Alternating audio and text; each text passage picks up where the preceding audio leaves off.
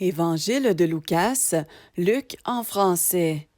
Parce que beaucoup se sont appliqués à mettre par ordre un récit des événements qui ont été pleinement certifiés parmi nous, conformément à ce que nous ont transmis ceux qui, dès le commencement, sont devenus témoins oculaires et serviteurs de la parole. Il m'a semblé bon, à moi aussi, qui ai suivi exactement toutes ces choses dès l'origine, de te les écrire dans leur ordre, très excellent Théophilos, afin que tu reconnaisses la sûreté des paroles que l'on t'a enseignées oralement. Au jour d'Hérode, roi de Judée, il y avait un prêtre du nom de Zécharia, de la classe d'Abia, et sa femme était d'entre les filles d'Aaron et s'appelait Élishéba.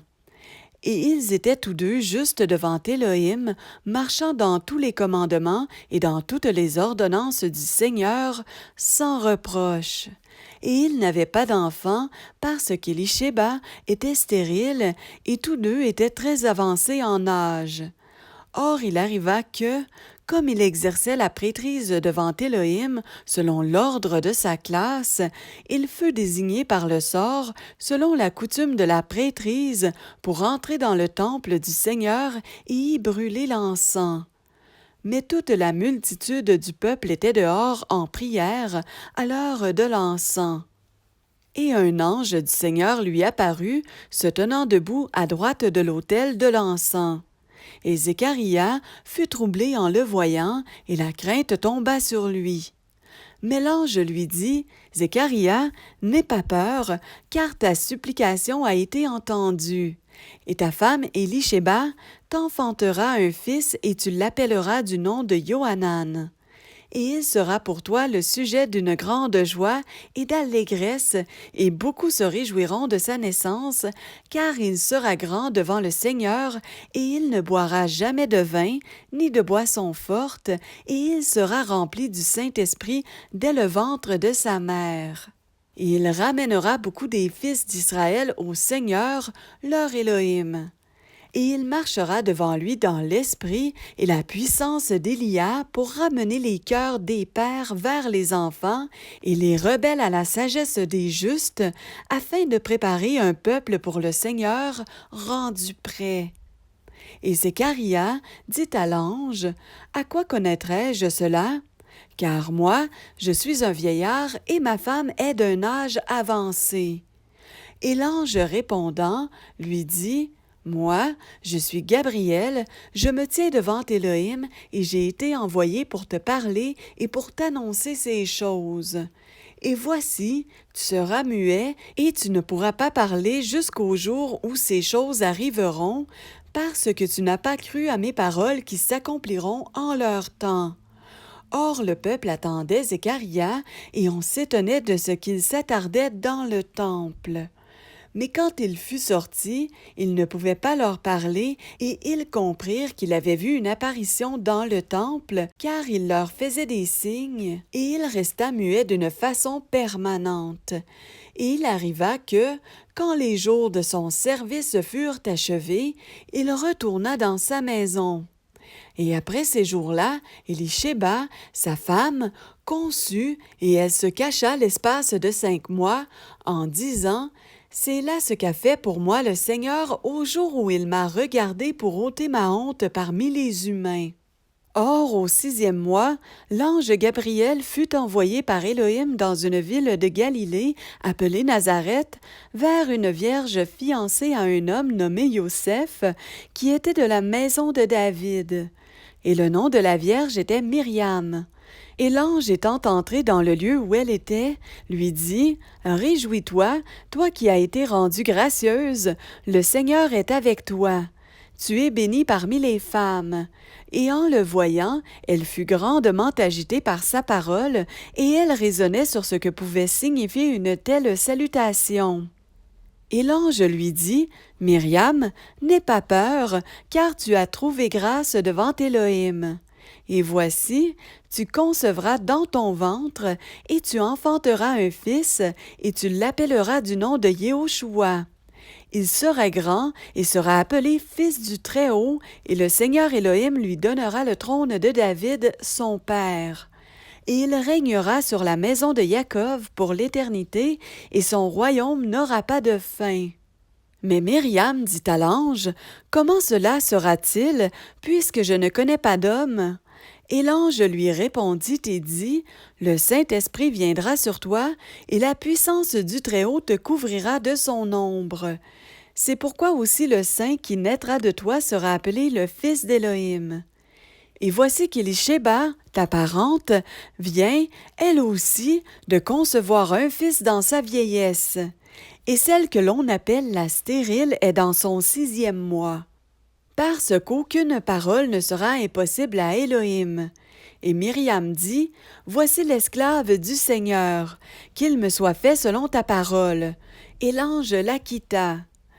Or, en ces jours-là, Myriam se leva et s'en alla en hâte vers la région montagneuse, dans une ville de Yehuda. Et elle entra dans la maison de Zécharia et salua Éliséba. Et il arriva, comme Éliséba entendait la salutation de Myriam, que le bébé tressaillit dans son ventre. Et Éliséba fut remplie de l'Esprit Saint, et elle s'écria d'une grande voix, et dit, « Tu es bénie entre les femmes, et béni est le fruit de ton ventre. Et d'où me vient ceci, que la mère de mon Seigneur vienne vers moi?